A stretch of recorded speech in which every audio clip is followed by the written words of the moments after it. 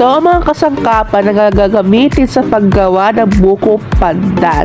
First, kailangan natin ng nestle cream para sa cream. Next, condensed milk para rin sa cream o kaya sa buko pandan, paggawa ng buko pandan gulaman. Next, buko pandan, gulaman, and white gulaman. Yung plain, guys, kailangan rin natin ng tubig, guys. 2 tubig ang kailangan natin. Hello everyone! Welcome back to my channel! Jan si Rage po nagbabalik muli. For today's video, ang gagawin ko po kung paano gumawa ng buko pandan. Maganda ito gawin pang negosyo o online business nyo. Kahit estudyante lang kayo, pwede kayong kumita sa murang puhunan at malaki ang balik nito sa iyo. Kung gusto nyo may matutunan sa pagnenegosyo, panoodin nyo ang video to kung paano gumawa ng bukong pandan. Ang una nating gagawin ay magluluto ng buko pandang gulaman. Ito ang pinakamahalagang recipe sa gagawin nating dessert. So, painitin ng kawali at maglagay ng tubig, 20 cups o di kaya mag-ipon na kayo ng 20 cups sa botelya. Para dire-diretso nyo mailagay yung tubig. So next, ang ilalagay natin ay white gulaman or plain gulaman. Ito ang magsisilbi mukhang buko sa ingredients natin. Haluin natin siya mabuti. Sa paghahalo nito, ay kailangan natin ng tiyaga dahil baka masunog yung ginagawa nating gulaman.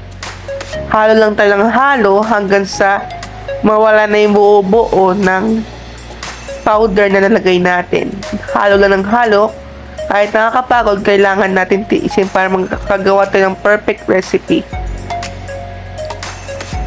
Hihintayin natin maging smooth yung ginagawa natin.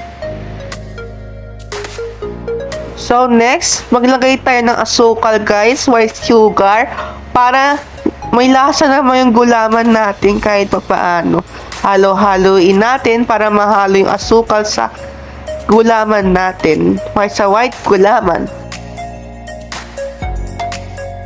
So next ay mag-add tayo ng 1 teaspoon of condensed milk para mas lalong pa sumarap ang gagawin nating buko pandan.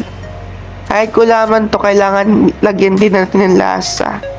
Halo-haluin natin mabuti para ma-mix yung asukal at condensed milk na nilagay natin sa white gulaman.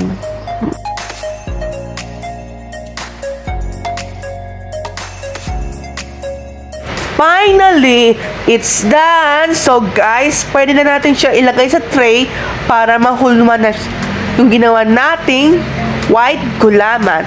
So, dahan-dahan lang natin ilagay para hindi na masayang yung pinaghirapan natin at para walang matapon, guys.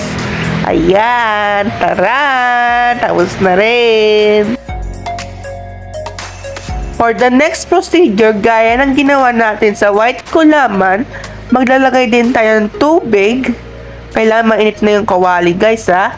Tapos, maglalagay tayo ng buko pandan gulaman. Halo-haluin natin niya mabuti para mawala yung buo-buo na powder sa buko pandan gulaman. Kailangan din ng tiyaga dito sa paghalo at iwasan natin masunog yung ginagawa natin para di masayang. Maglagay tayo ng asukal, 1 teaspoon, pwede rin na rin yan ganyang kadami para naman matamis, guys. Tapos na rin tayo sa wakas para sa next procedure, guys. So, ilalagay na rin natin siya sa tray. Gaya ng ginawa natin sa sa white gulaman para mahulma rin at maging buo-buo na rin siya sa tray. Sa wakas, buo-buo na rin ang ginawa nating buko pandan gulaman. Ayan, guys, tingnan mo, buo-buo na, guys. Kinalat-kalat ko lang para para maayos. Ayan si Muning, nakikisilip. So guys, ito na rin yung white gulaman na hiwa na rin namin kanina. For the cream procedure, ito naman ang gagawin ko. So, kailangan natin maglagay ng nestle cream. bikini man Nestle cream. So guys, back to the topic. Kailangan natin siya ilagay. Mas maganda guys kung galing sa rep yung Nestle cream para buo-buo. Kaya lang dahil sa pagmamadali, di na namin nilagay sa rep yan. Kasi kailangan na rin namin ibenta eh. So, halo-haloin natin ang Nestle cream. So, next, ang lalagay natin ay condensed milk. Bikini man, condensed milk, cowbell. So, guys, lagay natin condensed milk. Nilagay ko pala siya sa jar para kasi komportable ako dun eh. So, lagay natin. Sairin din natin para hindi sayang. Halo-haloin na rin natin para mag-mix yung Nestle cream saka condensed milk, guys. Halo-haloin mabuti para mawala lapot ang maging smooth. Paunti-unti natin ilagay yung Nestle cream. Sairin na rin natin para hindi sayang. Maraming kaya Nestle cream, guys. So, halo-halo-halo. Halo-halo-halo. Halo-halo-halo. Kumanta na si Mayora. So, back to the topic. So, maglagay rin natin ng asukal, white sugar. Pwede rin naman brown sugar, guys. Pero mas maganda white sugar kasi baka magkaroon ng color yung cream natin na ilalagay sa buko pandan. Halo-haloin natin para mag-mix yung condensed milk, Nestle cream, at white sugar. Yan. Umakat pa yung asukal sa kutsara eh.